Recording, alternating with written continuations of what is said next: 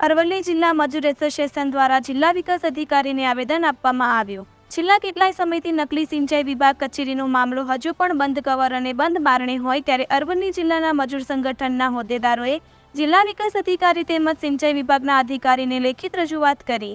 Media સમક્ષ નિવેદન આપતા નાગરિકોએ જણાવ્યું હતું કે 4 વર્ષથી સિંચાઈ વિભાગ દ્વારા કોઈપણ કામ આપવામાં આવેલ નથી। તેઓના લાગતા વળગતાઓને કામ આપી કરોડો રૂપિયાનું કૌભાંડ આચરેલ હોવાના આક્ષેપ સાથે ન્યાયની માંગ કરી હતી।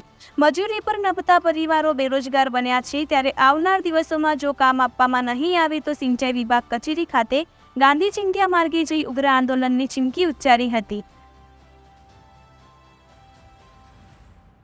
અમે જિલ્લા પંચાયત કચેરી ખાતે મોડાસા અરવલ્લી જિલ્લા મજૂર કામદાર એસોસિએશનના દરેક તાલુકાના હોદ્દેદારો જિલ્લા વિકાસ અધિકારી સાહેબને પત્ર આપવા માટે અહીંયા એકત્ર પદ્માજી વોર્ડ હું મેઘરજ મજૂર કામદાર સહકારી મંડળનો ચેરમેન છું।